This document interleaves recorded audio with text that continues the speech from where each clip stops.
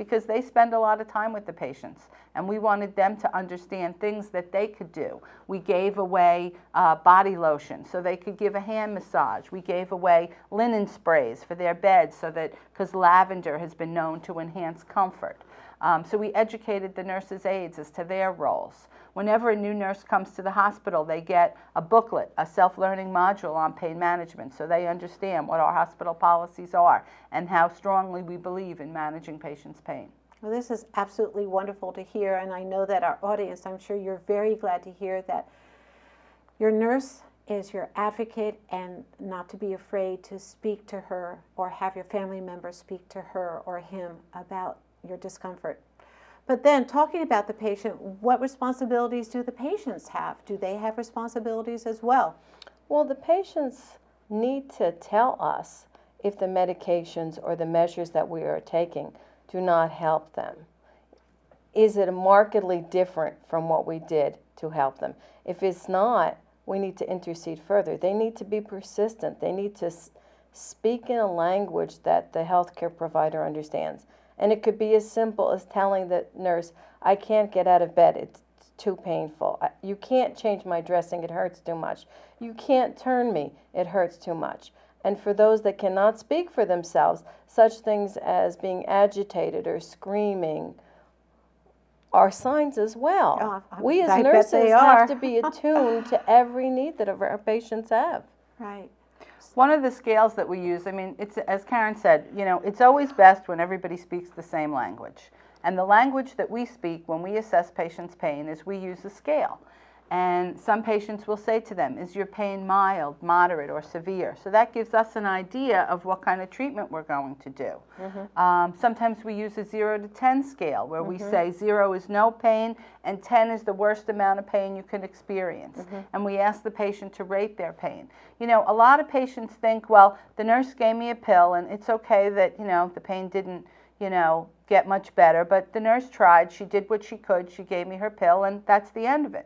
You know, our goal is to find out what the patient's goal is. You know, if they want their pain to be mild, then we really want to work on being mild. And if we give them a pill and it only gets their pain to moderate, then we haven't done our job completely. We need to advocate more and do something else. And when you talk to them, do you ask them to describe what the pain is about that will allow you to better diagnose the type of medication or advocate for the pain medication? We give different pain medications for different kinds of pain. You know, if you have a nerve pain from a herniated disc, we're going to give you a different medication that we might give you if you have a broken leg or arthritis pain. So we really would like patients to describe their pain to us. You know, keep a pain diary where you can write down what your pain is. What does it feel like? Is it burning? Is it aching? Is it throbbing? Is it crampy? Is it sharp? Is it dull? Is it constant? Does it come and go?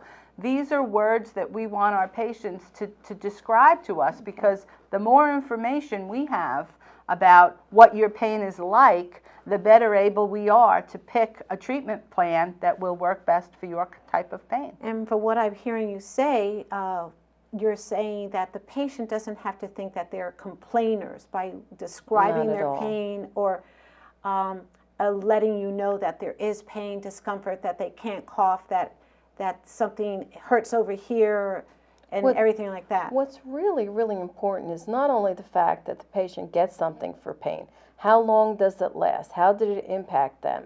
Are they having side effects from it that makes them reticent to take the medication? That's a very good point. A lot of our older patients have a big fear of constipation, and pain medicines are constipating. We combat that by giving you stool softeners and laxatives. But many patients have said to me, I don't want to take that pain medicine, I get too constipated, and the constipation is worse than the pain. You know, that's something I hate to hear, because we can combat the constipation. We can give you stool softeners and laxatives, and we can balance it so that your pain can be relieved and you don't have to be constipated. So that's another barrier. We were talking about barriers before. That's another barrier to patients not getting adequate pain relief because they're afraid of the side effects. Okay, well, now we know that patients have responsibilities to speak out loud or have somebody speak for them, or your responsibilities as a nurse is to be able to evaluate and and be an advocate for the patient. There's one more topic I want to get into that you had mentioned, or we had mentioned earlier, storage and disposal of pain medications. We only have a few minutes left, but can you go into what we do about that? Everybody knows that there's stuff in people's cabinets, or if somebody passes away and there's stuff in people's cabinets, they don't know what to do with it. So what should we not do with those pain medications first? Well, first of all, we should not flush them down the toilet or throw them in the garbage. That is not good. We should not give them to other people saying, okay, you're on such and such a medication, would you like my leftovers? Those are not things that should be done. I feel that part of a pain management program should be the discussion of the appropriate disposal and taking care of your pain medication. You should know what you're on, where your pills are located. You should lock them up for when people come inside your home. And you should keep an appropriate count of how many pills you have. Mm-hmm. It's really important to know that one of the biggest ways that people who are having problems with addiction and abuse, one of the easiest ways that they can get hold of pain medication is to go into people's homes, look into their medicine cabinet, and take a few pills if they find some pain medication. It could be, friends of, children, a lot of teenage children have a problem with addiction and are taking medications out of people's cabinets. It could be the man that comes to fix your refrigerator, or the man your cable guy, and they could go into your bathroom and take a few pills and you not even notice that they're missing. So it's really, really important that we lock our medications up. If you are a parent and you have children and teenagers in and out of your house and you're on pain medication, opiates for pain, those medications should be locked up under lock and key. Very important. Wow, this has been wonderful. Our time is up, ladies. It's been a wonderful conversation. Thank you for joining us today and discussing responsibilities in pain management. Thank you for joining us today on 30 Medical Minutes. I hope that you learned a lot, and don't forget to lock up your medications and don't throw the leftovers down the toilet.